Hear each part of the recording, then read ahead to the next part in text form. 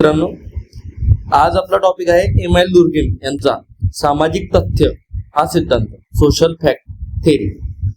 आपण याच्या अगोदरचा जो व्हिडिओ बनवला होता, त्या व्हिडिओमध्ये आपण काय केलं होतं, त्या व्हिडिओमध्ये एम.एल. दुर्कीम यांचा सर्व परिचय दिला होता, इंट्रोडक्शन. त्याच्यामध्ये त्यांच्या सर्व थेरीज, त्यांची सर्व पुस्तकं, त्यांचे सगळं शिक्षण कारकीर्द वगैरे हे सर्व आपण त्याच्यामध्ये डिस्कस केलेलं आहे.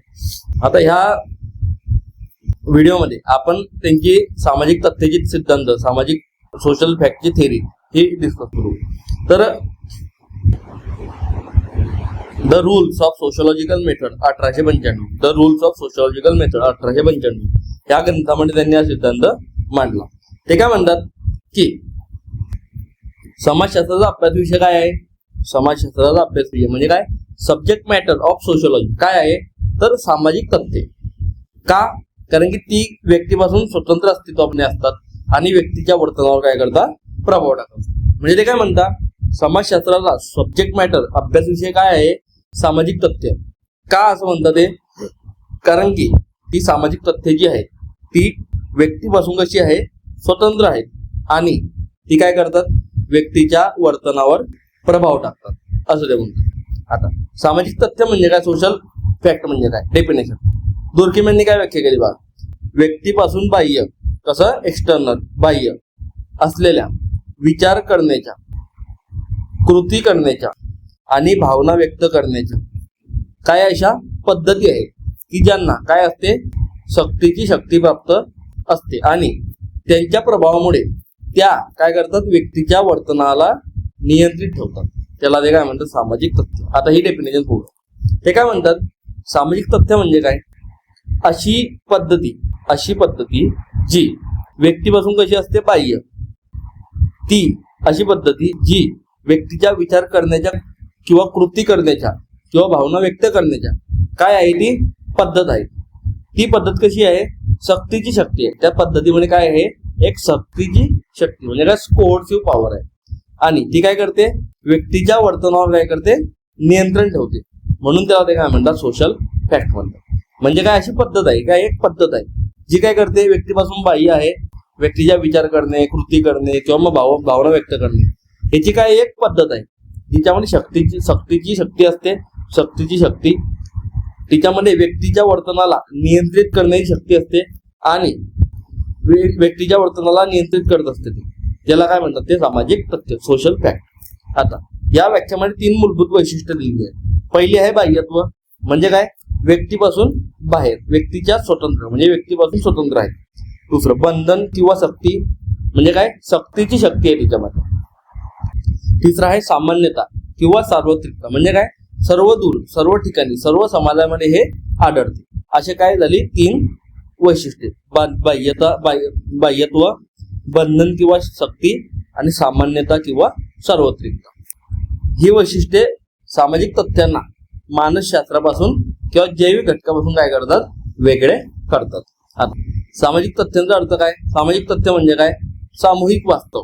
काय आहे, सामूहिक वास्तव म्हणजे काय, सर्व लोकांचं सामूहिक काय, एक रियालिटी, सामूहिक रियालिटी आहे. समाजाची निर्मिती, सामाजिक तथ्ये ही समाजामध्ये निर्माण होतात. व्यक्तीच्या इच्छेपासून स्वतंत्र म्हणजे काय, व्यक्तीपासून स्वतंत्र आहे ना, म्हणजे काय, व्यक्तीच्या इच्छेपासून सुद्धा स्वतंत्र आहे. वस्तुनिष्ठ सामाजिक घटना म्हणजे काय, वस्तुनिष्ठ, ऑब्जेक्टिव्ह आहे. सब्जेक्टिव्ह आहे का, कोणा एखाद्या व्यक्तीचा आहे का, त्याच्यामध्ये नाही, ती ऑब्जेक्टिव्ह आहे. म्हणजे काय, व्यक्तीपासून वेगळी आहे, व्यक्तीच्या मूल्यापासून वेगळी आहे, म्हणजे काय झाली, ती वस्तुनिष्ठ सामाजिक घटना.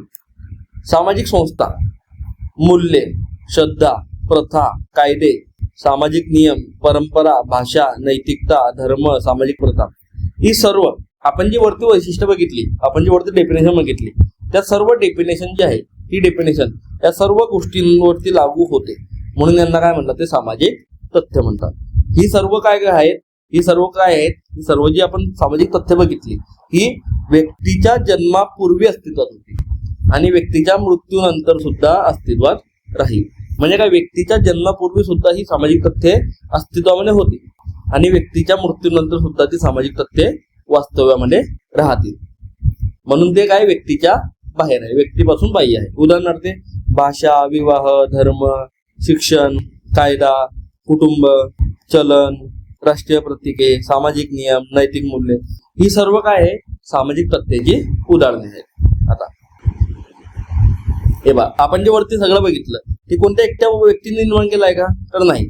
ठीक आहे, प्रत्येक व्यक्तीकडून त्यांचे पालन करण्याची अपेक्षा केली जाते. म्हणजे काय, जरी वरची सामाजिक तथ्ये जी बघितली आपण ती एकट्या व्यक्तीने निर्माण केलेली नसली तरी प्रत्येक व्यक्तीकडून त्या सामाजिक तथ्यांचे पालन करण्याची अपेक्षा केली जाते असं ते म्हणतात. आता वैशिष्ट्य काय काय बघा. पहिला आहे बाह्यत्व. म्हणजे काय, सामाजिक तथ्ये जी आहे तर ती व्यक्तीच्या चेतनेच्या इंडिव्हिज्युअल कॉन्शियसनेसच्या बाहेर असतात.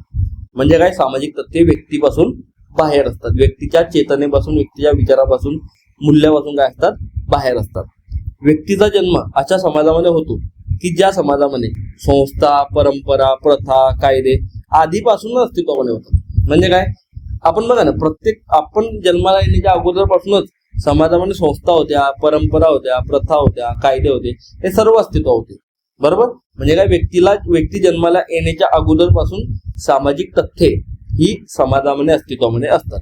उदाहरणार्थ, मूल जन्माला येते तेव्हा भाषा आधीपासून अस्तित्वात असते. बरोबर. धर्म आधीपासून असतो, कुटुंब व्यवस्था आधीपासून असते, राजकीय व्यवस्था, आर्थिक व्यवस्था, या सर्व काय आहे आधीपासून असतात. व्यक्तीच्या जन्माला येण्याच्या आधीपासून असतात. म्हणून काय, ती व्यक्तीपासून कशी आहे, बाह्य आहे. काय, सामाजिक तथ्ये. म्हणून सामाजिक तथ्ये व्यक्तीपासून बाह्य आहे. पहिलं झालं बाह्यत्व, व्यक्तीपासून बाह्य.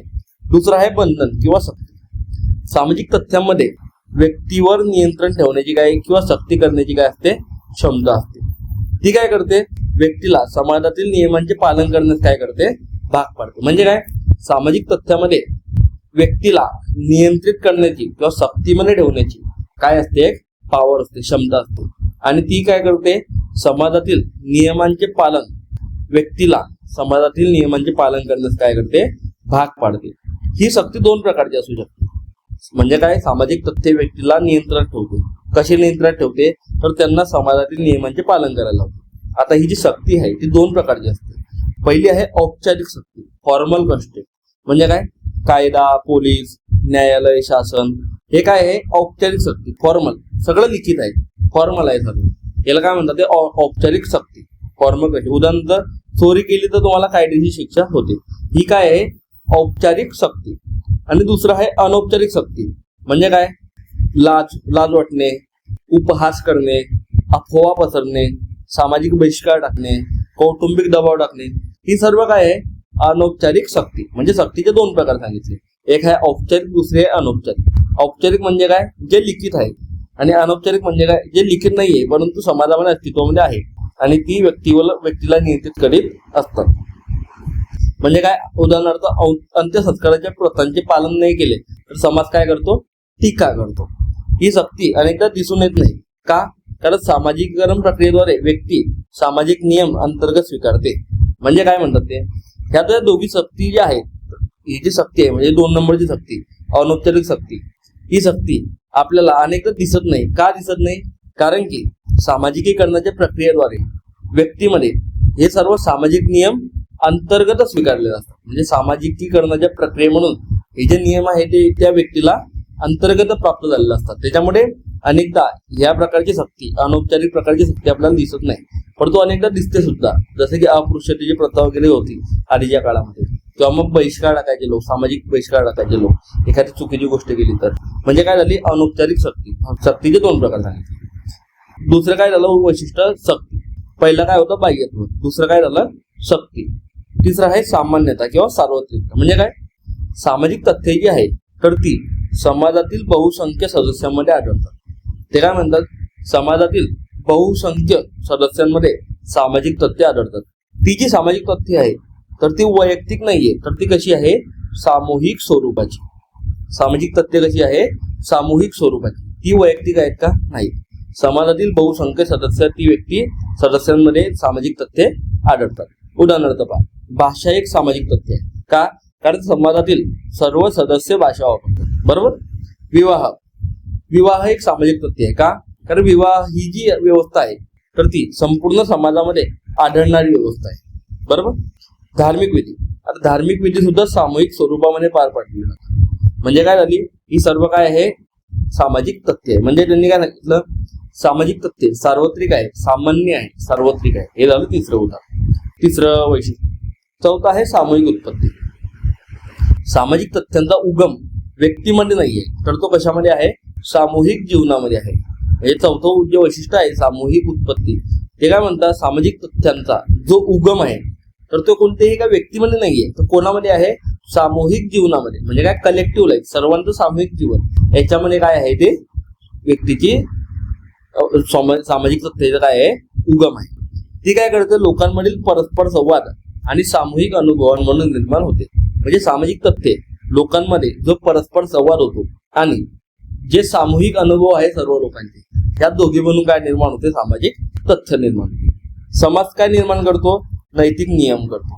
संस्था, प्रथा, श्रद्धा हे कोण निर्माण करतो, समाज निर्माण करतो, कोणताही एक व्यक्ती निर्माण करत नाही.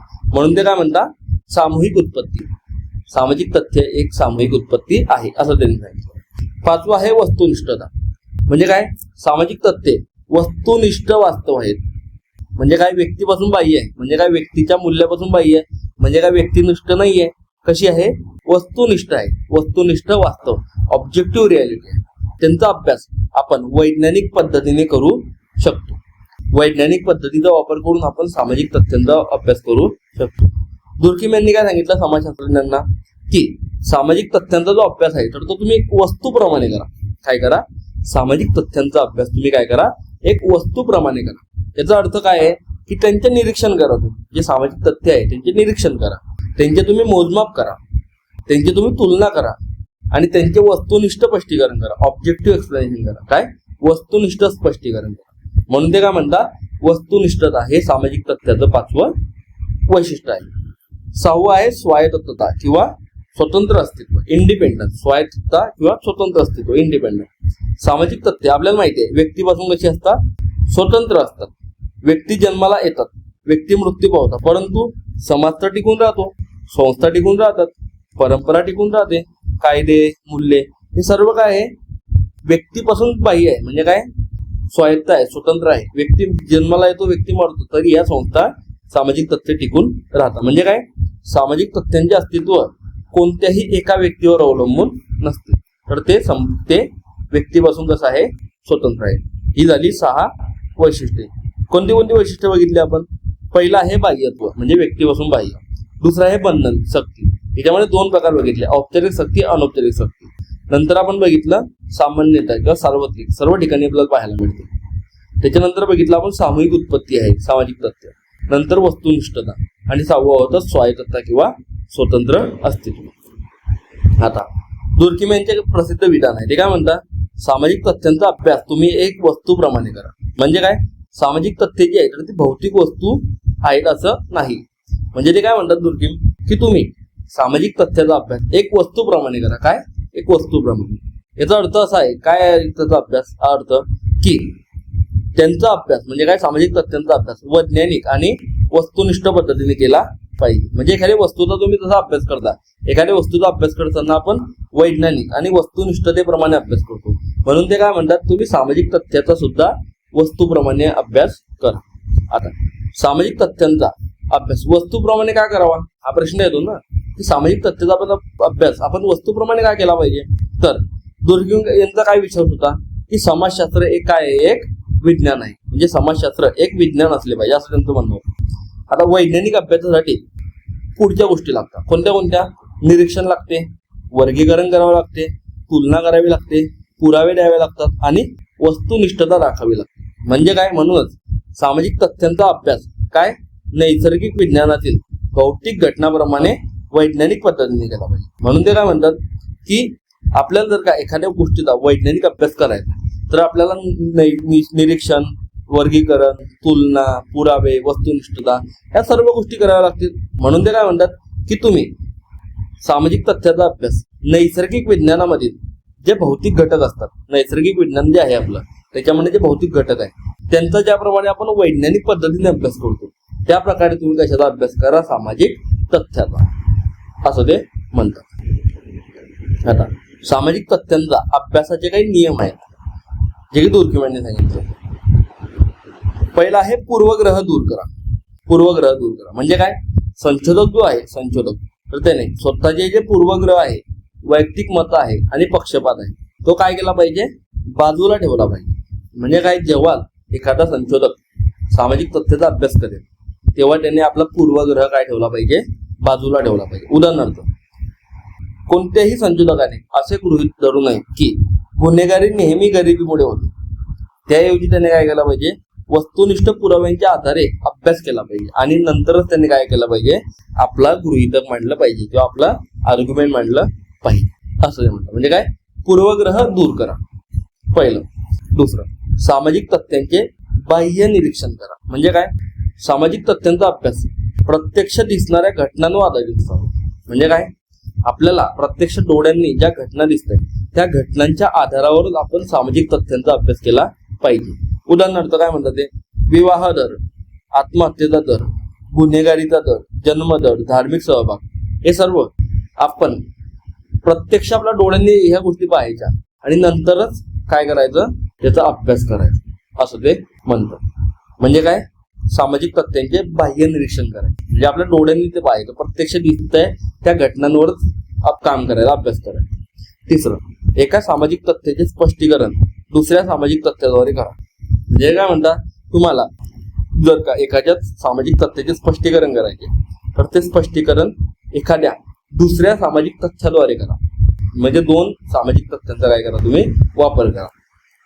काय म्हणतात ते, हे दुर्किमांचे सर्वात प्रसिद्ध पद्धतशास्त्रीय तत्व आहे, मेथडॉलॉजिकल प्रिन्सिपल आहे. म्हणजे ते काय, एका सामाजिक तथ्याचे स्पष्टीकरण केवळ दुसऱ्या सामाजिक तथ्याद्वारेच केले पाहिजे.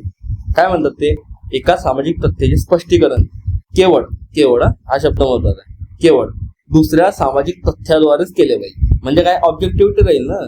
एखाद्या सामाजिक तथ्याचा अभ्यास तुम्ही एखाद्या वस्तुनिष्ठ व्यक्तिनिष्ठ पद्धतीने करताय तर त्याच्यामुळे ऑब्जेक्टिव्हिटी राहणार नाही. जर का दोन सामाजिक तथ्य ऑब्जेक्टिव्ह आहेत, वस्तुनिष्ठ आहेत, त्यांचा जर का तुम्ही परस्पर अभ्यास केला तर त्याच्यामध्ये आपल्याला ऑब्जेक्टिव्हिटी भेटेल. म्हणजे उदाहरण काय म्हणताय ते पहा, गुन्हेगारी वाढली असल्यास फक्त व्यक्तीच्या मानसशास्त्रावर दोष देऊ नये, त्याऐवजी पुढचे घटक, आर्थिक विषमता, नागरीकरण, सामाजिक नियंत्रण, सामाजिक विसंघटन, या गोष्टींचा सुद्धा अभ्यास केला पाहिजे. म्हणजे काय, गुन्हेगारी एक सामाजिक तथ्य आहे. आता गुन्हेगारीचा अभ्यास करायचा आहे तुम्हाला तर कोणत्या घटकाचा अभ्यास केला पाहिजे, दुसरे सामाजिक तथ्य, आर्थिक विषमता, नागरीकरण, सामाजिक नियंत्रणाचा अभाव, सामाजिक विसंघटन, यांचा तुम्ही अभ्यास केला. म्हणजे काय, एका सामाजिक तथ्याचा अभ्यास करण्यासाठी दुसऱ्या सामाजिक तथ्यांचा काय करायला पाहिजे, अभ्यास केला पाहिजे, असं ते म्हणतात. हे काय झाले, नियम झाले. नियम काय काय नियम सांगितले, पूर्वग्रह दूर करा, सामाजिक तथ्यांचे काय करा, बाह्य निरीक्षण करा आणि एका तथ्याचे स्पष्टीकरण दुसऱ्या सामाजिक तथ्याद्वारे करा. हे तीन त्यांनी काय सांगितले होते नियम. आता त्याचे काही प्रकार आहेत. पहिला आहे भौतिक सामाजिक तथ्य, दुसरे आहे अभौतिक, मटेरियल आणि नॉन मटेरियल. पहिलं भौतिक सामाजिक तथ्य. ही सामाजिक तथ्ये मूर्त असतात. म्हणजे काय, आपल्याला दिसतात, टेंजिबल आहेत, आपल्याला दिसतात, आपण हा स्पर्श करू शकतो, आपल्याला दिसतात.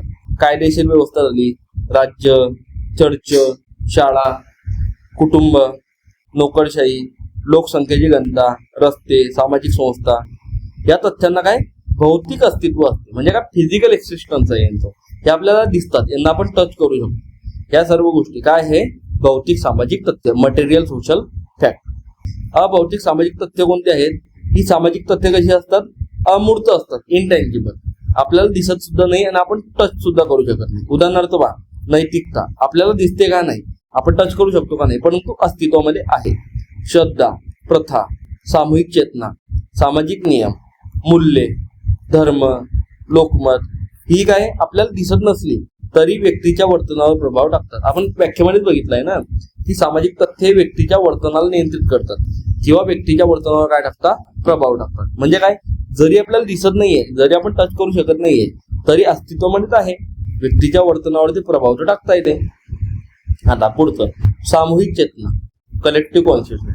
आता ही त्यांनी एक कन्सेप्ट दिली, सामूहिक चेतना, दुर्किम यांच्या सिद्धांतातील सर्वात महत्वाची संकल्पना. अर्थ काय, सामूहिक चेतना म्हणजे काय, की समाजातील सर्व सदस्यांमध्ये समान श्रद्धा, भावना, नैतिक मूल्ये आणि आदर्श यांचा काय आहे, एकत्रित संच. म्हणजे काय, समाजामध्ये जेवढेही सदस्य आहेत त्या सर्व सदस्यांमध्ये श्रद्धा, भावना, नैतिक मूल्ये आणि आदर्श या सर्व गोष्टींचा काय, एकत्रित संच, याला ते काय म्हणतात, सामूहिक चेतना. म्हणजे काय, समाजातील सर्व सदस्यांमध्ये समान श्रद्धा, भावना, नैतिक मूल्ये, आदर्श यांचा काय एकत्रित संच. ती काय समाजाची सामायिक नैतिक चौकट आहे. समाजाची काय एक सामायिक म्हणजे काय सर्व लोकांना सामावून घेणारी काय एक नैतिक चौकट आहे. बरोबर.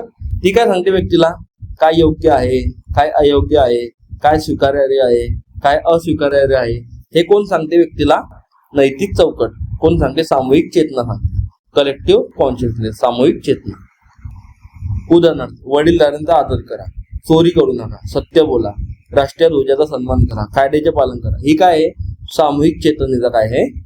कलेक्टिव्ह कॉन्शियसनेस असं ते म्हणतात. म्हणजे काय, समान श्रद्धा, सर्व समाजातील लोकांमध्ये समान श्रद्धा, मूल्ये, नैतिक भावना, आदर्श यांचा काय आहे? एक एकत्रित संच. म्हणजे सर्व लोकांचा एकत्रित संच, त्याला ते काय म्हणतात? सामूहिक चेतना. आता पुढची कन्सेप्ट आहे सामूहिक प्रतिनिधित्व, कलेक्टिव्ह रिप्रेझेंटेशन. म्हणजे काय, समाजाच्या सामायिक श्रद्धा, मूल्ये, संस्कृतींचे प्रतीकात्मक स्वरूप. म्हणजे काय, कलेक्टिव्ह रिप्रेझेंटेशन म्हणजे काय, समाजातील सर्व लोकांच्या ज्या सामायिक श्रद्धा आहेत, म्हणजे सर्व लोकांच्या समान श्रद्धा, मूल्ये आणि संस्कृती यांचे काय प्रतीकात्मक स्वरूप. म्हणजे काय, हे प्रतीक असतं, सिम्बॉल असतं, आपल्याला दिसतं, आपण टच करू शकतो असं. म्हणजे काय, समाजाच्या सामायिक श्रद्धा, मूल्ये, संस्कृती यांचे काय प्रतीकात्मक स्वरूप. उदाहरणार्थ, राष्ट्रीय ध्वज, धार्मिक प्रतीके, राज्यघटना, सण उत्सव, पवित्र वस्तू ही काय आहे? उदाहरणे आहेत कशाची? सामूहिक प्रतिनिधित्व. वरतं काय होतं? कलेक्टिव्ह कॉन्शियसनेस, सामूहिक चेतना. ती आपल्याला दिसत नाही परंतु अस्तित्वात असते. ही काय आहे? सामूहिक प्रतिनिधित्व. ही काय आपल्याला दिसतात, प्रतीकात्मक स्वरूप असतात, सिंबॉलिक असतात. ही प्रत्येकी व्यक्तीची नाही तर कशी असतात? संपूर्ण समाजाची सामूहिक ओळख व्यक्त. म्हणजे काय, ही एखाद्या व्यक्तीची ओळख नाहीये तर काय आहे? संपूर्ण समाजाची काय आहे? सामूहिक ओळख आहे.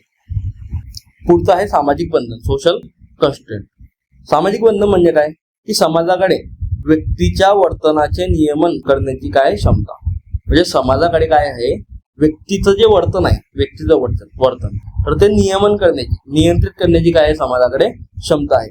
समाज काय करतो? विविध माध्यमांमधून व्यक्तीवर काय करतो असतो? नियंत्रण ठेवत असतो. आता समाजाचे बंधनाची साधने कोणती कोणती आहेत? कायद्याद्वारे समाज बंधन ठेवतो.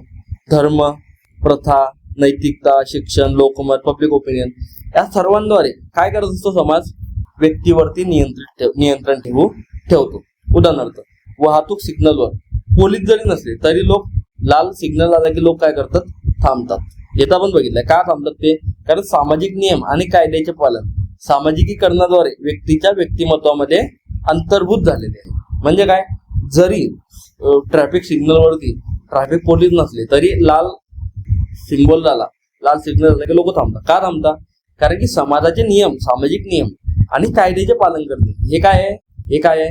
व्यक्तीच्या व्यक्तिमत्वामध्ये अंतर्भूत झाले. कशाद्वारे? सामाजिकीकरणाद्वारे हे सामाजिक नियम आणि कायद्याचे पालन व्यक्तीमध्ये अंतर्भूत झालेले आहे. म्हणून काय, सामाजिक बंधन अनेक वेळा आपल्याला अदृश्य दिसते परंतु अत्यंत प्रभावशाली असते. म्हणजे काय, हे सुद्धा सामाजिक बंधन आहे ना. तुम्ही कायद्याचं पालन केलं पाहिजे, समाजाचे नियम पाळले पाहिजे. काय आहे?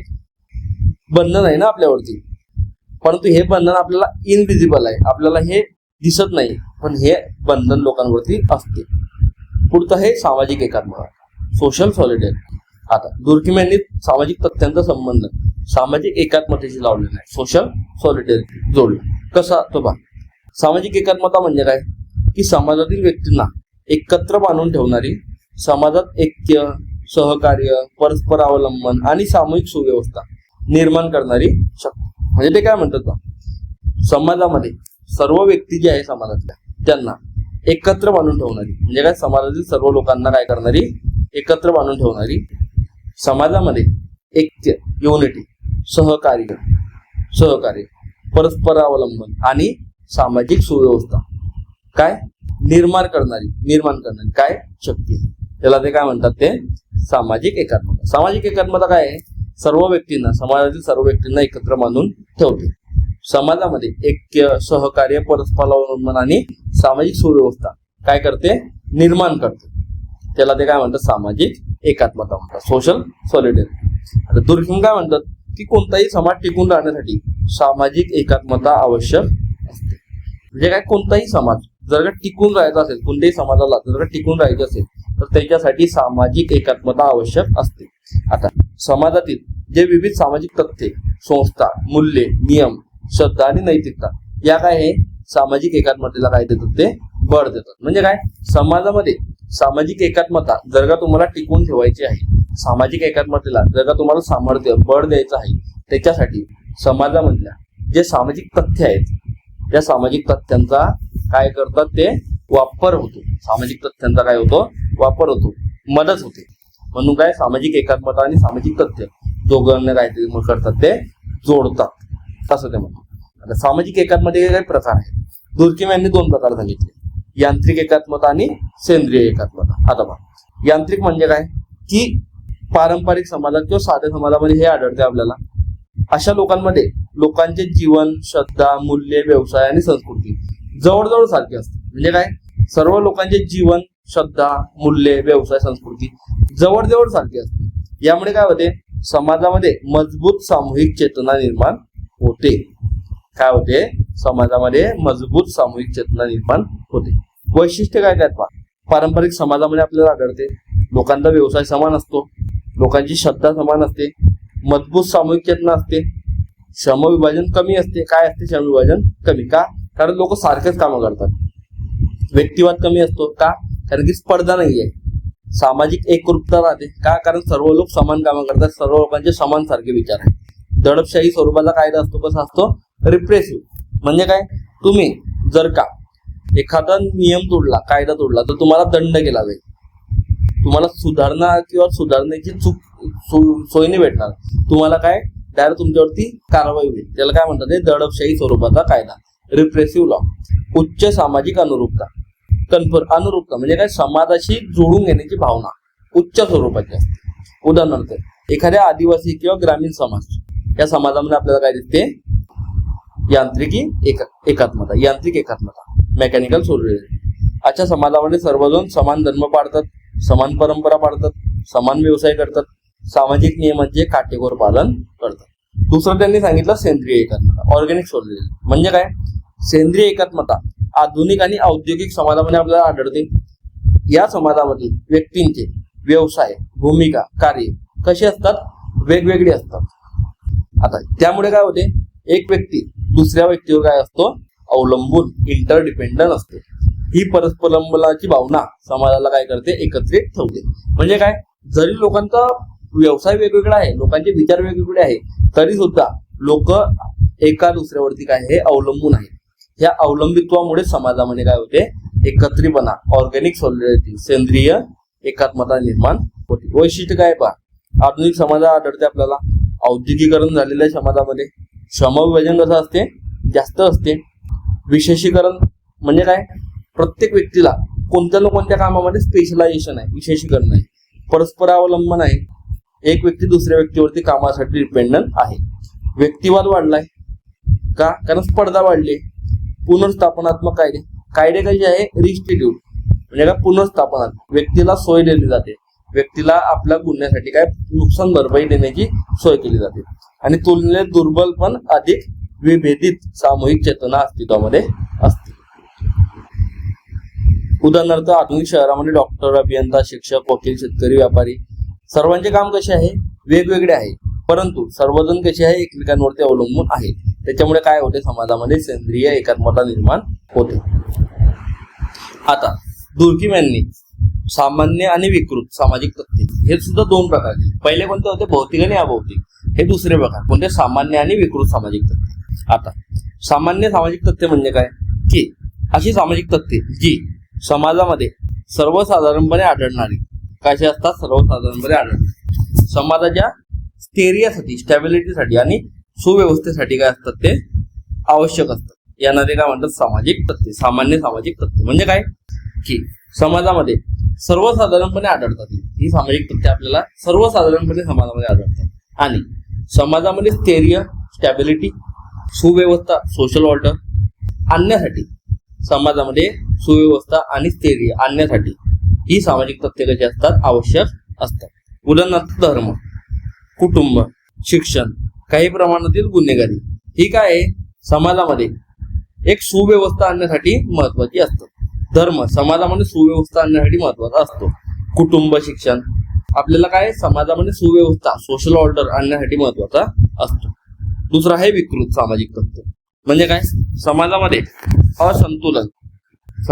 असंतुलन, विसंघटन, सामाजिक अव्यवस्था निर्माण करणारी सामाजिक तत्त्वे. म्हणजे काय, विकृत म्हणजे ही सामाजिक तत्त्वे कशी आहे, समाजामध्ये असंतुलन निर्माण करते, विसंघटन निर्माण करते, सामाजिक अव्यवस्था निर्माण करते. म्हणून ते या तथ्यांना काय म्हणतात, सामाजिक तथ्यांना विकृत सामाजिक तथ्ये. उदाहरणार्थ, अत्याधिक गुन्हेगारी आहे, भ्रष्टाचार मोठ्या प्रमाणात आहे, सामाजिक विसंघटन मोठ्या प्रमाणात आहे, आत्महत्येचे दर वाढलेले आहे. म्हणजे काय, ही काय झाली, विकृत सामाजिक तथ्ये.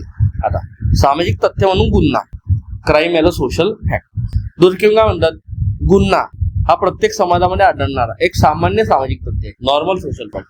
विचार करा ना, कोणता समाज असा की त्या समाजामध्ये गुन्हा होत नाही. प्रत्येक समाजामध्ये गुन्हा आहे, म्हणून काय ते म्हणतात, नॉर्मल सोशल फॅक्ट आहे, सामान्य सामाजिक तथ्य. आता दुर्दैवाने गुन्हा सामान्य का मानला, तर ते काय म्हणतात, कोणताही समाज जो आहे तर तो गुन्हेमुक्त आहे. का, कारण जगातील कोणत्या समाजामध्ये गुन्हा पूर्णपणे नाहीसा झालेला नाही. प्रत्येक समाजामध्ये गुन्हा हा होत असतो, म्हणून पहिलं कारण झालं. दुसरं, गुन्हा काय, समाजातील नैतिकतेला बळकट करतो. म्हणजे कसं, जेव्हा एखादा गुन्हा घडला म्हणजे काय, समाज त्याला निषेध करतो. त्यामुळे काय होते, सामाजिक नियम, नैतिक मूल्ये, कायद्याबद्दल काय होते, आदर वाढतो. म्हणजे काय, एखाद्या व्यक्तीने जर का गुन्हा केला तर त्या गुन्ह्याचा समाज निषेध करतो, बरोबर. निषेध केला म्हणजे काय झालं, सामाजिक नियम, नैतिक मूल्ये, कायदा याच्याबाबत लोकांमध्ये आदर निर्माण झाला की हा बाबा, जर का ही एखादी गोष्ट केली आणि ह्या गोष्टीमुळे काय होते, समाज आपल्या विरुद्ध येतोय, म्हणजे ही गोष्ट केली पाहिजे का नाही केली पाहिजे. म्हणजे काय होते की गुन्हा समाजातील नैतिकतेला बळकट करतो. तिसरं, गुन्हा काय आहे, सामाजिक परिवर्तनास सुद्धा मदत करू शकतो. कसं बा, काही वेळा काय होते, समाजाने गुन्हा मानलेल्या कृती पुढे जाऊन समाजाच्या प्रगतीसाठी उपयुक्त ठरतात. म्हणजे काय पहा, एक काळ होता की ते एका काळामध्ये एखाद्या व्यक्तीने गुन्हा केला, तो गुन्हा त्या काळामध्ये वाईट वाटत, म्हणजे त्या काळामध्ये तो कसा होता, उपयुक्त नव्हता. त्या काळामध्ये समाजाने त्या गुन्ह्याला एक विकृत स्वरूपाचं सामाजिक तथ्य मानलं होतं. परंतु काही काळाने काय झालं की ते जे त्यांनी काम केलं होतं, ते जे सामाजिक तथ्य होतं, ते जे गुन्हा होता, तर तो गुन्हा काही काळानंतर काय, समाजाच्या प्रगतीसाठी उपयुक्त ठरला. उदाहरणार्थ, सती प्रथाचं जेव्हा उच्चाटन केलं 1900 शतकामध्ये, तेव्हा त्या समाजामध्ये म्हणजे सती प्रथेविरुद्ध बोलणाऱ्या लोकांना काय म्हणत होते, ते गुन्हा मानला जात होता की सती प्रथेविरुद्ध तुम्ही बोलताय म्हणजे तुम्ही समाजाचे काय आहे, गुन्हेगार आहे. ते त्या काळामध्ये होतं. परंतु आजच्या काळामध्ये तर तो गुन्हा आजच्या काळामध्ये चांगला गुन्हा होता ना, की सती प्रथा बंद करण्यासाठी त्या लोकांनी गुन्हा केला. म्हणजे काय, त्या काळामध्ये जो गुन्हा मानला जात होता तो ह्या काळामध्ये काय, एक सामान्य सामाजिक तथ्य मानले जाते, बरोबर. अन्यायकारक कायद्याविरुद्ध आंदोलन, सामाजिक सुधारणा चळवळी. सुरुवातीला या कृती काय मानल्या होत्या, गुन्हा मानल्या जात होत्या, परंतु नंतर काय झालं, समाजाने त्यांना मान्यता दिली. आता गुन्हा काय काय फंक्शन करतो बा, दुर्दैवी काय म्हणतो, गुन्हा समाजासाठी काहीतरी सकारात्मक कार्य सुद्धा करतो. कसं बा, समाजातील नैतिकतेचे पुनर्बलन करतो. आपण बघितलं वरती आहे, समाजातील एकात्मता वाढवतो. का, कारण जेव्हा एखादा गुन्हा घडतो तेव्हा तो गुन्हा घडला की सर्व लोक जे आहे, सर्व समाज एकत्र येतो त्या गुन्ह्याविरुद्ध लढण्यासाठी. म्हणजे काय, समाजामध्ये सामाजिक एकात्मता वाढते, सामाजिक बदलांना चालना देतो. बघितलं आपण वरती की एका काळामध्ये एक कृती गुन्हा मानली जात होती, तीच कृती दुसऱ्या समाजामध्ये दुसऱ्या काळामध्ये नॉर्मल मानली जाते. समाजातील नियमांची पुनर्पुष्टी करते. म्हणजे काय, समाजामध्ये जे नियम आहे तर ते सर्व लोक एखादा नियम मोडला, त्याच्या विरुद्ध समाज जेव्हा एकत्र आला म्हणजे काय, लोकांनी तो नियम पाळण्यास, त्या नियमाला अधिक आदर देण्यास सुरुवात केली. म्हणून काय, गुन्हा सुद्धा एक काय आहे, एक सामान्य सामाजिक तथ्य असं ते म्हणतात. आता सामाजिक तथ्य म्हणून आत्महत्या. आपण आत्महत्येच्या सिद्धांतामध्ये बघूया की आत्महत्या काय आहे. हे आत्महत्येच्या सिद्धांतामध्ये. आता पुढची कन्सेप्ट आहे अॅनोमी. म्हणजे काय, प्रमाणक शून्यता किंवा नियम शून्यता. ही काय आहे, म्हणजे याचा अर्थ काय आहे की समाजाची अशी अवस्था आहे, काय, एक समाजातील अशी अवस्था आहे की ज्यामध्ये काय होते, समाजातील नियम, मूल्य आणि नैतिक मार्गदर्शन काय होतात, कमकुवत होतात किंवा अस्पष्ट होतात. त्यामुळे काय होते, व्यक्ती जो आहे, व्यक्तीला योग्य वर्तनासाठी स्पष्ट दिशा मिळत नाही. म्हणजे काय होते, समाजामध्ये अशी अवस्था येते, एक अशी वेळ येते की ज्यामध्ये समाजामधले जेवढे नियम आहे, जेवढे मूल्य आहे आणि जेवढे नैतिक मार्गदर्शन आहे ते काय होतात, कमकुवत होतात. त्याच्यामुळे काय होते, व्यक्तीला कोणता निर्णय घेतला पाहिजे, आपलं कोणतं वर्तन केलं पाहिजे याच्यासाठी काय स्पष्टपणे दिशा मिळत नाही. याला ते काय म्हणतात, अनोमी, प्रमाणक शून्यता किंवा नियम शून्यता. आता कारणे काय काय पहा, औद्योगिकरण, नागरीकरण, आर्थिक संकट, जलद सामाजिक परिवर्तन, पारंपरिक संस्थांचे दुर्बलीकरण. आता ही कारणे काय कसे पहा, औद्योगिकरण जेव्हा झालं तेव्हा औद्योगिकरणामध्ये, औद्योगिकच्या सुरुवातीच्या काळामध्ये काही लोक जे होते, बहुतांश लोक हे पारंपरिक व्यवसाय करणारे होते, शेती करणारे. आणि औद्योगिकरण झालं म्हणजे काय झालं, कारखाने वगैरे आले. म्हणजे काय, जो फेज आहे पारंपरिक समाज ते औद्योगिक समाज, हा जो फेज आहे त्या फेजच्या मधल्या एक असा टप्पा आला असेल, म्हणजे काय, हे पारंपरिक फेज आणि हे औद्योगिकरण झालं किंवा नागरीकरण झालं. हा जो फेज आहे म्हणजे काय, रूपांतरणाचा जो फेज आहे, तर ह्या फेजमध्ये समाजामध्ये कोणतेच नियम नाही आहेत. म्हणजे समाजामध्ये स्पेसिफिक नियम आहेत का, समाजामध्ये अर्धे नियम औद्योगिकरणाचे, अर्धे नियम पारंपरिक, कोणती एक नियम नाहीये. त्याच्यामुळे काय होते, समाजामध्ये हे अॅनोमीची स्थिती आहे. समाजामध्ये लोकांनी कोणतं वर्तन केलं पाहिजे याच्यासाठी कोणतेही स्पेसिफिक नियम तयार केलेले नाहीये. त्या प्रकारे नागरीकरणामध्ये होते. म्हणजे काय, एक जी फेज असते, या फेजमध्ये लोकांकडे कोणतं वर्तन केलं पाहिजे याच्यासाठी लोकांकडे कोणताच नियम नाहीये. नंतर आर्थिक संकट. एखाद्या व्यक्तीला पैशामध्ये जगण्याची सवय आहे. जेव्हा तो दिवाळखोर झाला, त्याच्याकडचा सगळा पैसा गेला, त्याला विना पैशाची जगण्याची सवय नाही. त्याच्यामुळे काय निर्माण होते, त्याला कोणतं वर्तन केलं पाहिजे हे समजत नाही. म्हणजे काय निर्माण होते, अॅनोमी निर्माण होते. आता याचे परिणाम काय काय ते पहा. परकेपणा, एलिनेशन येते, कार्ल मार्क्स एलिनेशन, निराशा वाढते, आत्महत्या करता, गुन्हेगारी वाढते, सामाजिक अस्थिरता वाढते आणि सामाजिक विसंघटन वाढते, असं ते म्हणतात. आता सामाजिक संस्था म्हणून काय, सामाजिक तथ्य. सामाजिक संस्था, सामाजिक तथ्य कशी आहेत ते पहा. दुर्गम काय म्हणतात, सामाजिक संस्था जे आहेत तर ते समाजाने निर्माण केलेल्या काय आहे, सामूहिक रचना आहे. जे समाजाने निर्माण केले काय, सामाजिक संस्था म्हणून काय, त्या सामूहिक रचना आहे. त्या काय करतात, व्यक्तीच्या वर्तनाचे नियमन करतात आणि समाजामध्ये सुव्यवस्था टिकवून ठेवतात. पहिली संस्था आहे कुटुंब. सर्वात मूलभूत सामाजिक संस्था माहिती आहे आपल्याला. कार्य काय काय करते, सामाजिकीकरण करते. म्हणजे काय, व्यक्तीला समाजाचे नियम मूल्य शिकवते, सामाजिकीकरण करते. सामाजिक नियंत्रण करते, समाजातले कायदे नियम पाळण्यास काय करते, बाध्य करते. भावनिक आधार देते, माहिती आहे आपल्याला. मूल्यांचे संक्रमण, एका पिढीचे मूल्य दुसऱ्या पिढीला किंवा समाजाचे मूल्य नवीन पिढीला काय करते, संक्रमित करत असते. आणि व्यक्तिमत्व विकास करते. प्रत्येक व्यक्तीचा, समाजाच्या प्रत्येक व्यक्तीचा सर्वप्रथम विकास कुठून होतो, कुटुंबावरून होतो. ही झाली कार्य. म्हणजे काय, ही झाली पहिली संस्था काय, कुटुंब संस्था समाजामध्ये सामाजिक तथ्य म्हणून कार्य करते, पहिलं. दुसरा आहे धर्म. दुर्खिम यांनी the elementary forms of religious life 1912 या ग्रंथामध्ये धर्माचा अभ्यास केला. बघू आपण काय ते काय म्हणतात. धर्म जो आहे तर तो केवळ देवावर श्रद्धा नाहीये, तर काय, समाजाच्या सामूहिक चेतनेचे काय आहे, एक प्रतीक. म्हणजे काय, धर्म फक्त काय आहे, असं आहे का की फक्त देवावरती श्रद्धा एवढा धर्म असं आहे का, नाही. ते काय म्हणतात, समाजाची सामूहिक चेतना आहे, कलेक्टिव्ह कॉन्शियसनेसचं प्रतीक आहे धर्म. धर्म काय आहे, समाजाच्या सामूहिक चेतनेचे प्रतीक आहे. धर्म समाजामध्ये एकात्मता वाढवतो, सामूहिक मूल्य दृढ करतो, नैतिक नियंत्रण निर्माण करतो आणि समाजातील ऐक्य टिकवतो. हे असं ते म्हणतात. आता एकात्मता कशी वाढवतो, जेव्हा एखादा सण साजरा करण्यासाठी किंवा मग आता सपोज रामनवमी साजरी करायची तर सर्व हिंदू समाज एकत्र येईल. म्हणजे काय, समाजामध्ये सामाजिक एकात्मता वाढते. सामूहिक मूल्य दृढ होता का, कारण धर्म सर्व समाजातील लोकांना, सर्व धर्मातील लोकांना काय करतो, सारखे शिकवून देतो. म्हणजे काय, सामूहिक मूल्य दृढ होता. नैतिक नियंत्रण कसं होते, धर्म प्रत्येक व्यक्तीने कोणती गोष्ट केली पाहिजे आणि कोणती गोष्ट टाळली पाहिजे याच्यासाठी काय करत असतो, काहीतरी नियम देत असतो. म्हणजे काय, नैतिक नियंत्रण निर्माण करतो आणि समाजामध्ये ऐक्य टिकवतो. आता पवित्र आणि ऐहिक किंवा अपवित्र.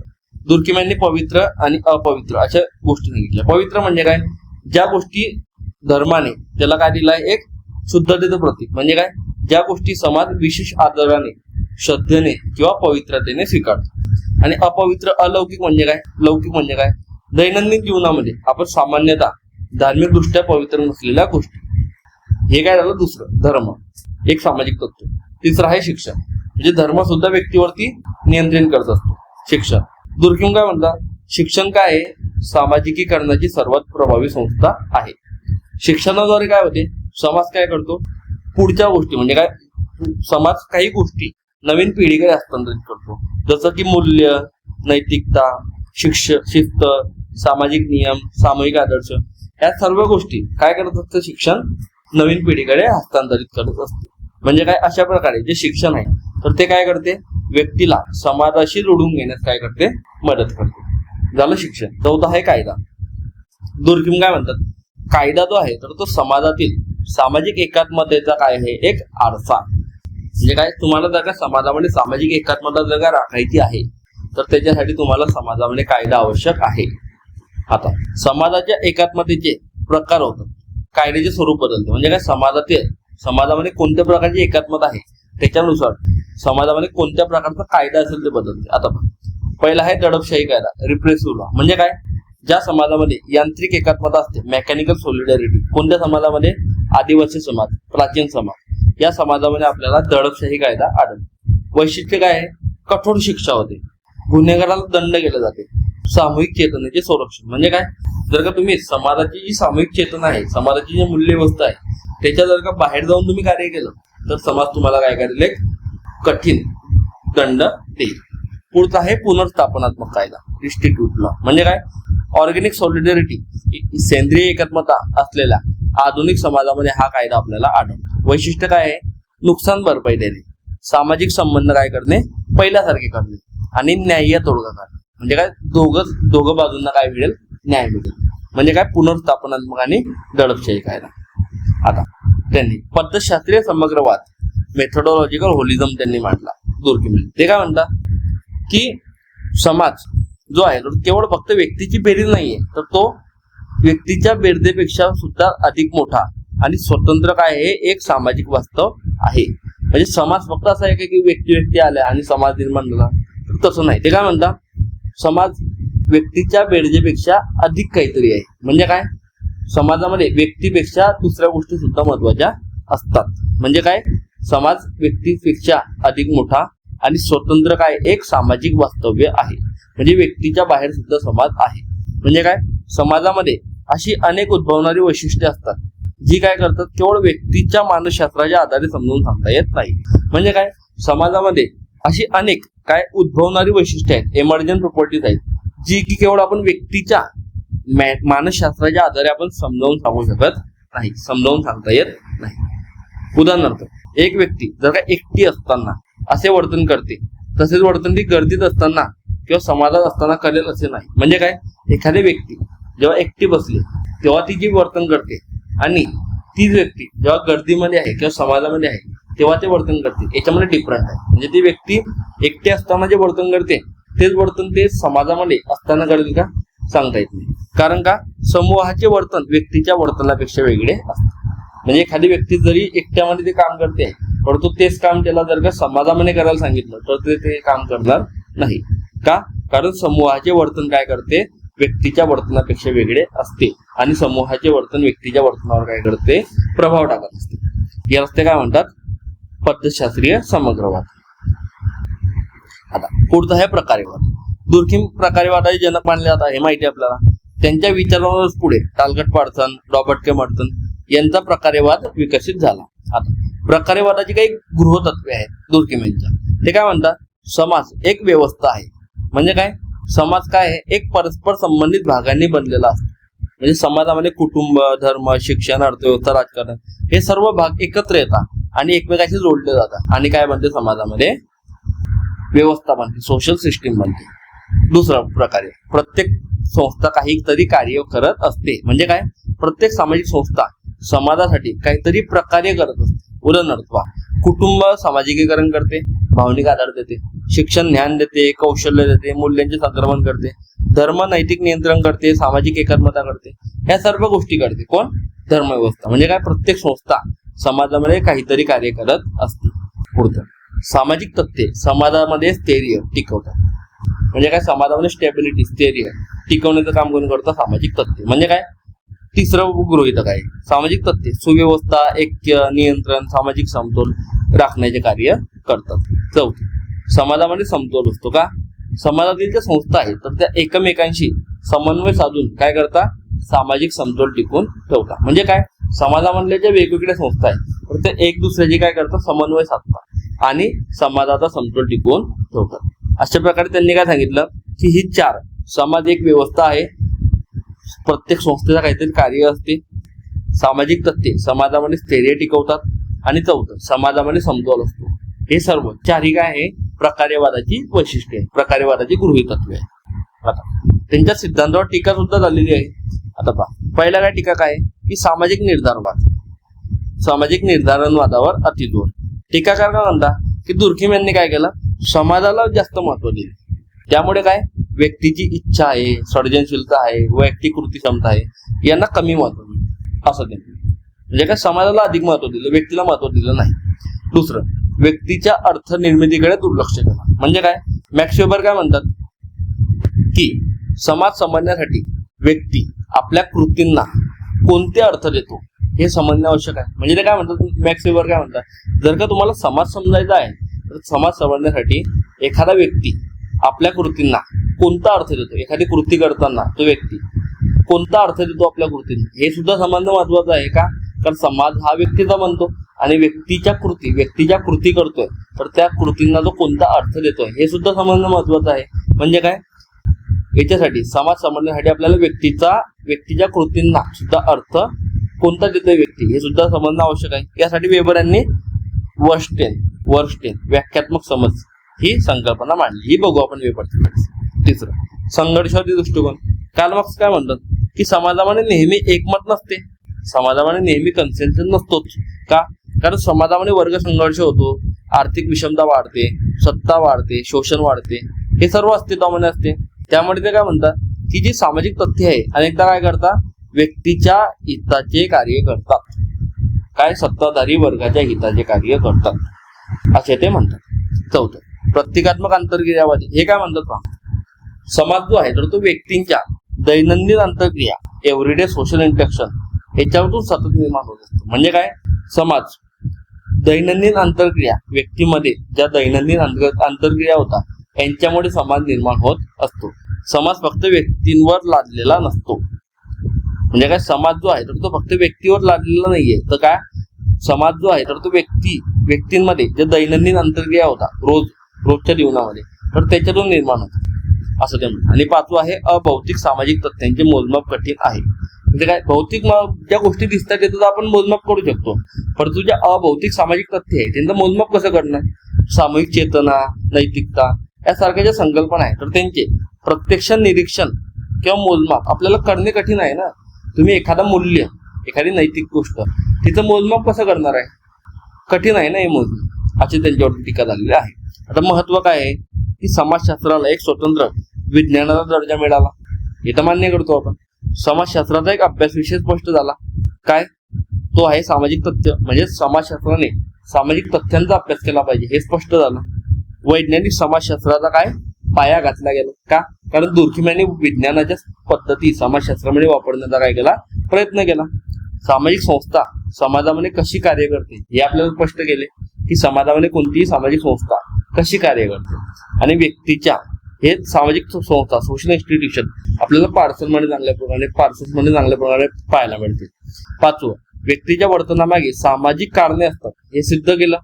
आत्महत्या, धर्म हे सर्व काय व्यक्तीच्या वर्तनामागे सामाजिक कारणे असतात. आणि पुढील विषयांच्या अभ्यासासाठी पाया घातला. कोणत्या, शिक्षण, धर्म, कायदा, गुन्हेगारी, आत्महत्या, श्रमविभाजन, सामाजिक नियंत्रण, सामाजिक एकत्मता या सर्वांच्या अभ्यासासाठी काय घेतला, पाया घातला. आजच्या काळामध्ये कशी उपयुक्तता आहे यांच्या सिद्धांताची, तर पहा, सोशल मीडिया नियम किंवा डिजिटल वर्तन. दुर्खिम काय म्हणतात, समाज सामूहिक नियमनांद्वारे व्यक्तीच्या वर्तनाला काय देत असतो, आकार देत असतो. म्हणजे काय, समाजामध्ये जे सामूहिक नियम असतात त्या सामूहिक नियमांद्वारेच व्यक्तीच्या वर्तनाला काय मिळतो, आकार मिळतो. आजच्या काळामध्ये कसं पाहायला मिळतं आपल्याला, हे पहा, आज सोशल मीडियाने नवीन प्रकारची सामाजिक तथ्ये निर्माण केली. कशी पहा, ऑनलाईन शिष्टाचार, कॅन्सल कल्चर, व्हायरल ट्रेंड्स, सौंदर्याचे निकष, इन्फ्लुएन्सर संस्कृती. याच्यामुळे काय होते, लोक काय करतात, अनेकदा टीका किंवा सामाजिक बहिष्काराच्या भीतीमुळे काय करतात, नियमांचे पालन करतात. म्हणजे काय, समाजामध्ये सामूहिक नियम हे काय करतात, व्यक्तीच्या वर्तनाला आकार देतात. आजच्या काळामध्ये हे सर्व आपण जे बघितले नवीन ट्रेंड आले, याच्यामुळे काय होते, व्यक्ती टीकेला किंवा सामाजिक बहिष्काराला घाबरतो, भीती होते, भीती निर्माण होते. त्याच्यामुळे काय, समाजामध्ये नियमांचे पालन लोक करतात. उदाहरणार्थ पहा, आईस बकेट चॅलेंज किंवा ब्लॅक लाईव्ह मॅटर या सगळ्या मोहिमांमध्ये लाखो लोक सहभागी झाले. हे केवळ वैयक्तिक श्रद्धेमुळे नाही तर सामूहिक अपेक्षांमुळे झाले. ह्या सर्व ज्या आईस बकेट चॅलेंज किंवा ब्लॅक लाईव्ह मॅटर यामध्ये लोक सहभागी झाले, लाखो लोक. ते का झाले, वैयक्तिक श्रद्धेमुळे नाही तर काय, सामूहिक सामाजिक अपेक्षा होत्या नाही, त्याच्यामुळे ते सामील झाले होते.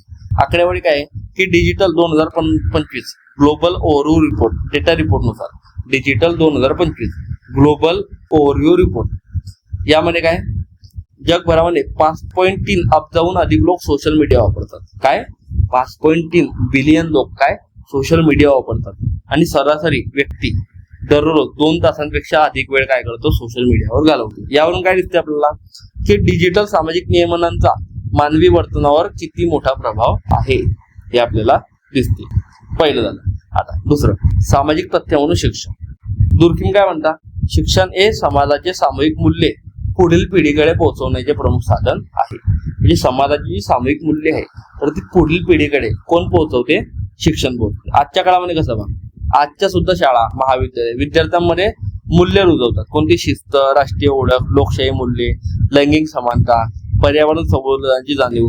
उदाहरणार्थ पहा, भारतातील जे राष्ट्रीय शैक्षणिक धोरण आहे 2020 नवीन, याच्यामध्ये घटनात्मक मूल्ये, चिकित्सक विचार, सर्वसमावेशकता, जबाबदार नागरिक यावर भर देण्यात आली आहे. यामुळे काय होते, ही मूल्ये व्यक्तीच्या इच्छेपासून स्वतंत्र आहेत आणि सामाजिक तथ्यांचे उत्कृष्ट उदाहरण आहे. ही मूल्ये जी आहेत ते व्यक्तीच्या इच्छेपासून स्वतंत्र आहे ना. कोणती व्यक्ती म्हणजे कोणत्याही व्यक्तीच्या इच्छेमध्ये नसतं, परंतु शिक्षण काय करते, त्या व्यक्तीला किंवा समाजातील व्यक्तींना ती मूल्ये पोहोचवण्याचं काम करते. तिसरं आहे कायदा आणि कायदेशीर संस्था. आता पहा, कायदे आणि कायदेशीर संस्था. दुर्कीम काय म्हणतात, कायदे जे आहे तर ती सामाजिक तथ्यांची स्पष्ट उदाहरण आहे. का, कारण ती व्यक्तीपासून स्वतंत्र असतात आणि त्यांचे पालन करणे आपल्याला बंधनकारक असते. आता आजच्या काळामध्ये कसं आहे पहा, वाहतुकीचे नियम, कर कायदे, पर्यावरणीय कायदे, सायबर गुन्हे प्रतिबंधक कायदे, ही सर्व कायदे आहेत की जी आपण आज सुद्धा पाळतो. भारतामध्ये जे digital personal data protection act आहे तर तो काय करतो, नागरिक आणि कंपन्या यांच्या वैयक्तिक माहितीच्या वापरावर काय करतो, नियंत्रण ठेवतो. त्यामुळे व्यक्तीचे वर्तन त्यांच्या वैयक्तिक मतापेक्षा कायद्यानुसार नियंत्रित होतं. म्हणजे काय करतो, कायदा किंवा कंपनी किंवा नागरिक यांनी जो माहितीचा डेटा आहे तर ते कसा वापरला पाहिजे, जी वैयक्तिक माहिती कशी वापरली पाहिजे याच्यावर काय ठेवतो, नियंत्रण ठेवतो. त्याच्यामुळे काय होते, व्यक्तीचे वर्तन त्याच्या वैयक्तिक मतापेक्षा कायद्यानुसार नियंत्रित होते. चौथं बा, सार्वजनिक आरोग्य किंवा सामूहिक वर्तन. कोविड-19 महामारीने दुर्कीम यांच्या सामाजिक तथ्य सिद्धांताचे स्पष्ट उदाहरण दिले. कसे पहा, सरकारांनी काही नियम लागू केले. कसे, मास्क लावणे, सामाजिक अंतर पाळणे, लसीकरण करणे, लॉकडाऊन, हे सर्व काय केले, सामाजिक नियम पाळले. हे नियम काय होते, व्यक्तीच्या बाहेरचे होते, बरोबर. त्यांचे पालन नाही केले तर कायदेशीर किंवा सामाजिक परिणामांना सामोरे जावे लागत होते. म्हणजे काय, सार्वजनिक आरोग्य आणि सामूहिक वर्तन हे उदाहरण. 5, गुन्हे आणि विचलित वर्तन. दुर्कीम यांचं मत काय होतं की प्रत्येक समाजामध्ये गुन्हे अस्तित्वात असतात असं ते म्हणतात. ते काय म्हणतात, समाजाच्या नैतिक मर्यादा स्पष्ट करण्याचे कार्य कोण करतात, गुन्हे करतात. म्हणजे आज अनेक प्रकारचे गुन्हे वाढले, जसं की सायबर गुन्हे, द्वेषपूर्ण भाषण, आर्थिक फसवणूक, चुकीची माहिती. उदाहरणार्थ पहा, ऑनलाईन द्वेषपूर्ण भाषण करणाऱ्यांवर खाते निलंबित करतात, कायदेशीर कारवाई होते, सार्वजनिक निषेध होतो. अशा ज्या उपाययोजना आहे याच्यामुळे काय होते, समाजाचे नैतिक मूल्य अधिक दृढ होतात. 6 आहे धर्म आणि सामूहिक ओळख. आता समाज अधिक धर्मनिरपेक्ष होत असला तरी धर्म आजही प्रभावी सामाजिक सत्य आहे. म्हणजे काय, धर्म जरी धर्मनिरपेक्ष होत असला, समाजामध्ये जरी धर्मनिरपेक्षता वाढत असली तरी आज सुद्धा धर्म एक प्रभावी सामाजिक सत्य आहे. कसं पहा, धार्मिक सणांचा अर्थव्यवस्थेवर प्रभाव पडतो. ईद आली, कपड्यांचा व्यवसाय वाढतो. दिवाळी आली, कपड्यांचा व्यवसाय वाढतो. धार्मिक आहार नियम लोकांच्या उपभोगावर परिणाम करतात. उपवास झाला, लोकांचा आहार बदलला. धार्मिक संस्था आपत्तीच्या काळात मदत करतात. अनेक जे एनजीओ वगैरे आहेत, अनेक जे मंदिर वगैरे आहेत, तर ते काय करतात, आपत्तीच्या काळामध्ये आपले जे डोनेशन देतात किंवा आपले जे देणगी वगैरे आले ते देतात. भारतामध्ये दिवाळी, ईद, ख्रिसमस, गुरु नानक जयंती या सगळे सण सार्वजनिक सुट्ट्या, बाजारपेठा, सामाजिक संबंध याच्यावर काय करतात, प्रभाव टाकत असतात. ही सर्व काय आहे आजच्या काळामध्ये कशा प्रकारे दुर्खिम्यांचा सामाजिक तथ्याचा सिद्धांत आजच्या काळामध्ये कसा लागू आहे ते उदाहरणे आहेत. आता शेवटी एखाद्या निष्कर्षामध्ये हे कोट वापरू शकतो आपण. तर जे रेमॉन्ड एरॉन आहे तर त्यांनी एक स्टेटमेंट केलं. काय बोलले ते, की सामाजिक तथ्यांना समाजशास्त्राचा अभ्यास विषय पण आपण बघितलं ना, समाजशास्त्राचा अभ्यास विषय कशाला बनवला दुर्खिम्यांनी, सामाजिक तथ्यांना. दुर्खिम्यांनी म्हणजे काय, सामाजिक तथ्यांना समाजशास्त्राचा अभ्यास विषय बनवून दुर्खिम्यांनी समाजशास्त्राला एक प्रत्यक्षवादी सकारात्मक विज्ञान म्हणून स्थापित करण्याचा प्रयत्न केला. इथे काय म्हणतात, सामाजिक तथ्यांना दुर्खिम्यांनी समाजशास्त्राचा अभ्यास विषय बनवला. म्हणजे काय केलं, दुर्खिम्यांनी समाजशास्त्राला एक प्रत्यक्षवादी विज्ञान म्हणून स्थापित करण्याचा काय केला, प्रयत्न केला. रेमंड एरॉन यांनी हे स्टेटमेंट केलेलं आहे. अशा प्रकारे आपला दुर्खिम्यांचा जो सामाजिक तथ्यांचा सिद्धांत होता तर तो संपलेला आहे. जर का तुम्हाला आपला लेक्चर आवडत असेल तर तुम्ही लाईक करा, तुमच्या मित्रांना शेअर करा आणि आपल्या चॅनलला सबस्क्राईब करा. काही अडचणी असल्या तर तुम्ही कमेंट बॉक्समध्ये लिहू शकता. जय हिंद, जय भारत.